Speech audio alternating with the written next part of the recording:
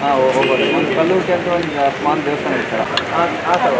ಮತ್ತು ಹಾಗೆ ಇವರೊಬ್ಬರು ಕಳಿಸ್ತಿದ್ವಿ ಇವತ್ತು ಸ್ಟ್ಯಾಂಡೇಜ್ ಇತ್ತು, ಅದು ತುಂಬ ಚೆನ್ನಾಗಿ ಎಲ್ಲ ಮೊದಲು